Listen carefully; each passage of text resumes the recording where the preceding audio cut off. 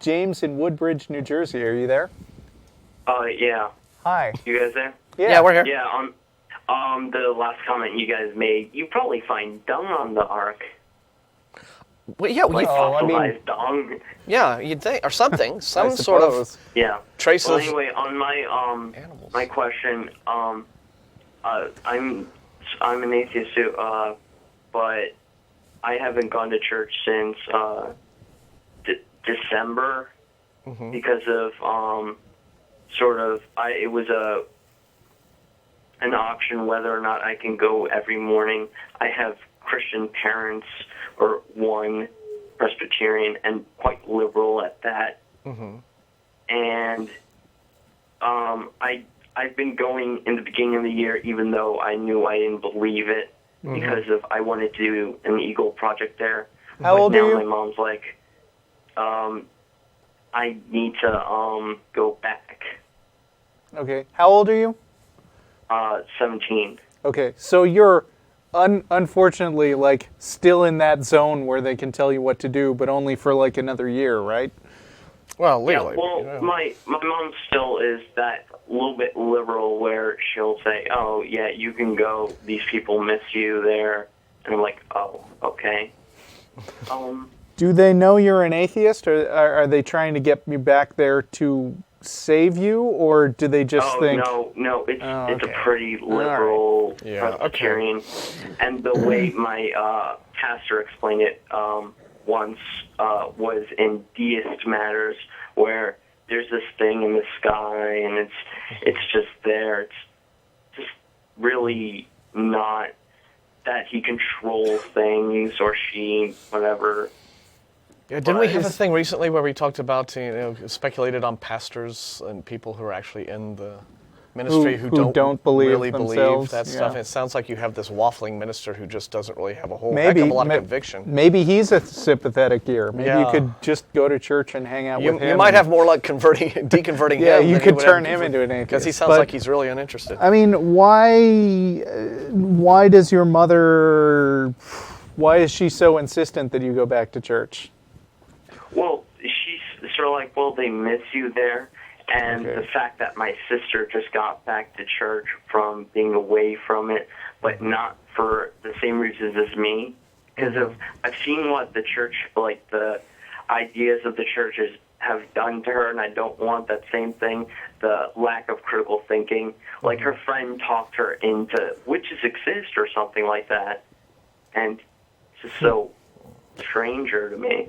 I mean, if you're worried about being corrupted by going back to church, I would say that you're currently at a point where your defenses are up. So, I wouldn't seriously worry about going back and just being persuaded. I mean, I go to church voluntarily. I just said, like last month. It sounds to me like James's worry is not wanting to disappoint or have conflict with his parents. Yeah, about the whole thing. And, I don't know. I mean, this is a very common question that we get in emails from people. It's like, how do I deal with my family? And you're in a better position than most of them because a lot of them are like, far right-wing. My family's really fundamentalist, and they'd throw me out of the house if they knew that I was.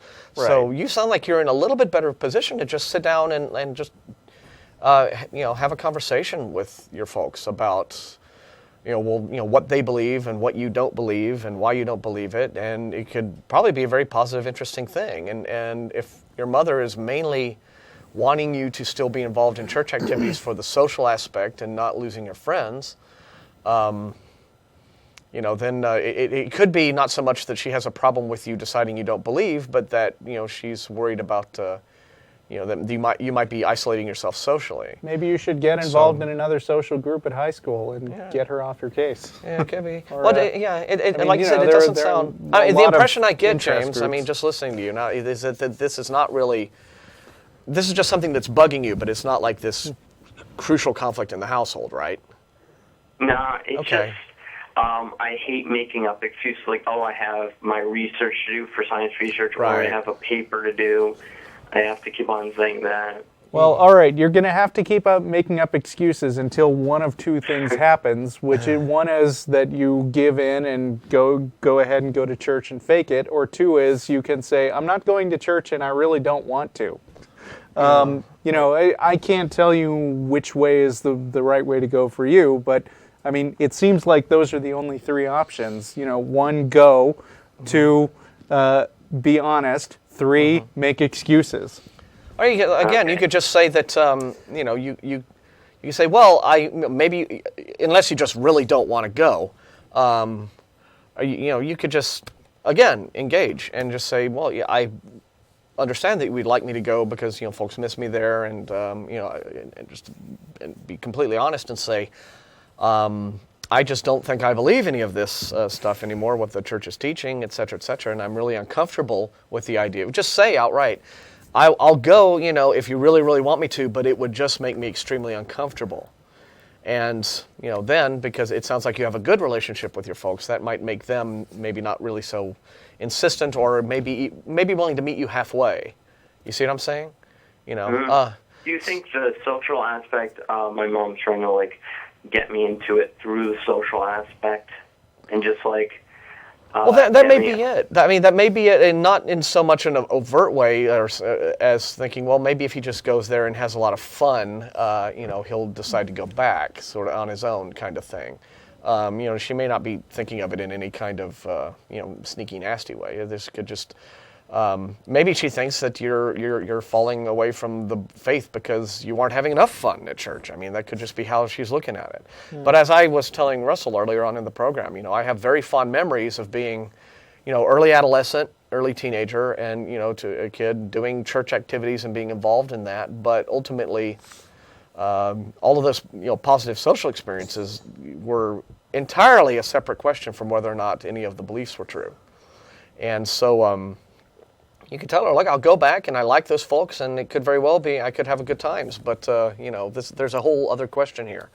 And that's, do I believe in God and Jesus and what the church is actually teaching from a religious standpoint? And that's what I don't believe in. You could tell her, I don't have a problem with, the folks. I don't have, I don't dislike anyone there.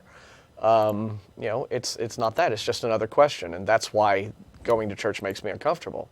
You could, just... it sounds to me that just engaging your parents at this point and just trying to have an open conversation with them might make some headway for you, because as you've described them, they're not really pressuring you hard. They're fairly liberal in their Christian beliefs, so you could have a much better chance to meet them halfway than a lot of the folks who send us emails and call us in with exactly the problem you've got. How do I deal with my Christian family? I don't want to disappoint them. That's always the worry. It's a legitimate concern that they might wind up being disappointed after this conversation, but look at it this way. That conversation is going to happen someday. I guarantee it. And at that point, they're going to be disappointed. I just think there's no way around it. From my observations of other people like Matt and Jeff who've had to interact with their parents after a conversation like that, it is awful at first and then gets better over time. So